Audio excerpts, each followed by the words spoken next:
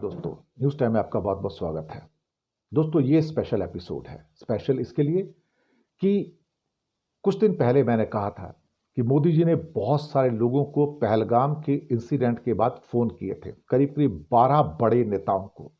Of course उन 12 बड़े नेताओं में America, Britain, France, European union, इसमें यूएई, सऊदी अरेबिया, ये सभी शामिल रहे होंगे और उसमें रूस भी शामिल रहा होगा। एक ही बात कही थी प्राइम मिनिस्टर मोदी ने, मैं ये फ़ोन इसलिए कर रहा हूँ कि मैं तुमसे समर्थन मांग रहा हूँ। नहीं, ये फ़ोन मैंने समर्थन मांगने के लिए नहीं किया है। ये फ़ोन मैंने इसलिए किया है कि मैं तुम्हें बता दूं कि मैं एक्शन लेने जा रहा हूँ पाकिस्तान के खिलाफ। तब सबको लगा कि शायद ये एक बड़बोलापन था और सबको जैसे जैसे दिन गुजरते जा रहे थे सबको लगा कि शायद भारत अटैक ना करे और दुनिया के दबाव में फिर आके ये अटैक नहीं करेगा। लेकिन दुनिया के अंदर पूजा किसकी होती है? जो सशक्त होता है, जो शक्तिमान होता है, जो बहादुर होता है, जो एक्ट करता है, उसकी पूजा होती है।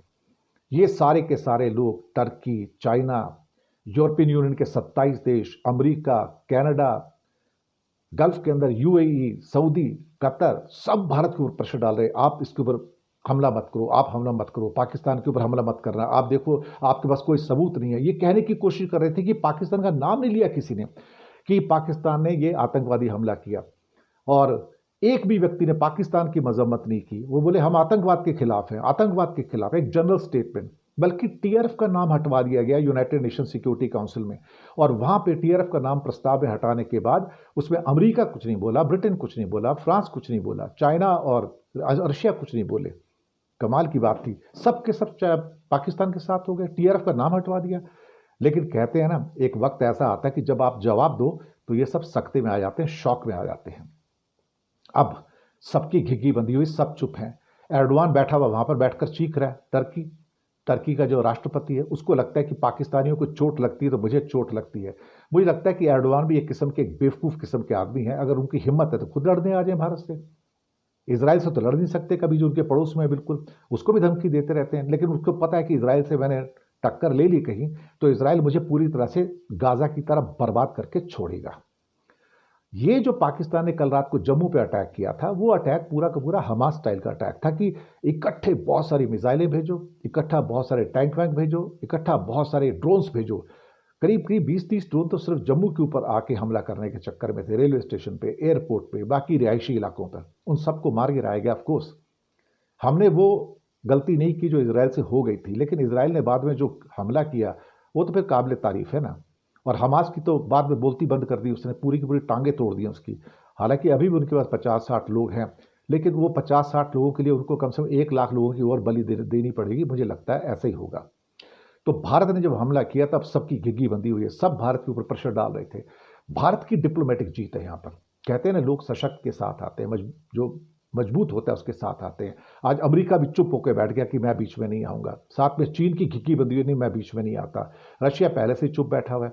रशिया का S-400 ने तो कमाल कर दिया, बिल्कुल सारे के सारे उनके एयरक्राफ्ट गिरा दिए।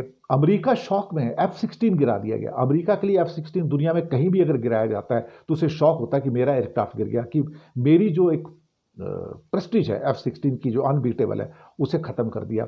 और चाइना के JF-17 तो खिलौने साबित हो रहे हैं, भारत में एंटर करते हैं और गिरा दिए जाते हैं, उनके तो पायलट भी पकड़े गए हैं।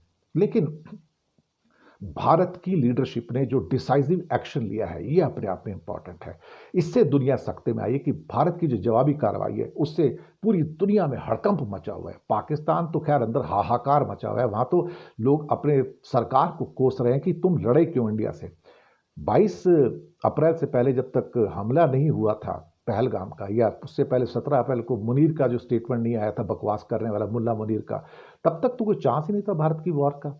लेकिन हो गया अल्टीमेटली। अब दुनिया में घिघी बंधी हुई है, चुप हो गए। भारत ने नेवी अटैक किया है, भारत ने आर्मी का अटैक किया है, भारत ने एयरफोर्स का अटैक किया, और भारत की मिसाइल और ड्रोन फोर्स ने अटैक किया। अब इस समय दुनिया पीछे हटती नजर आ रही है और उनको लग रहा है कि इंडिया से दुश्मनी अगर हमने ले ली कहीं तो हमारा व्यापार भी प्रभावित हो सकता है, तो पीछे हट के चुप होकर बैठो, अदरवाइज बहुत बुरा हो जाएगा। भारत को अगर जिंदा रहना है तो टिट फॉर टैट का पॉलिसी इसराइल वाला अपनाना होगा आगे भी। और अगर पाकिस्तान एक को मार के जाता है तो भारत को एक की जगह 100 को मार के आना चाहिए और पाकिस्तान को बर्बाद कर देना चाहिए। अब वो सारे लोग गायब हो गए जो कहते थे कि हम तो भाई क्या कहते हैं कि एटम बम गिराएंगे, एटमी पावर है, तुम कर क्या सकते हो। तो एक गिरा के दिखा लें, पूरा धुआं कर देंगे पाकिस्तान के अंदर, निशान नहीं मिलेगा कि पाकिस्तान नाम का मुल्क भी कोई इस पृथ्वी पर हुआ करता था। लेकिन भारत की लीडरशिप को सलाम है और सैल्यूट है, और साथ में भारत की सेना का सैल्यूट है, जिसने पूरी दुनिया को दिखाया कि क्वाइट, यानी कि शट योर माउथ, मैं कुछ कर रहा हूं, अपना मुंह खोलना मत। और जो दूर बैठ के हाथ सेकर बकवास करना चाहते हैं, एर्डोआन जैसे टर्की के, करते रहें।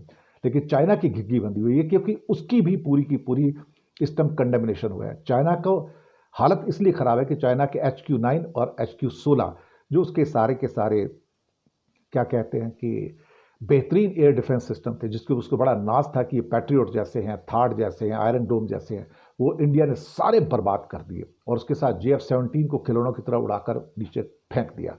तो चाइना के जो मिलिट्री वेयर्स हैं उनकी पोल खुली है। लेकिन भारत की लीडरशिप और भारत की आर्मी, मैं तो कहूँगा शाबाश, दुनिया को यही करके दिखाना है, टिट फॉर टैट, कि एक्शन तो लेगा इंडिया और लेना भी चाहिए।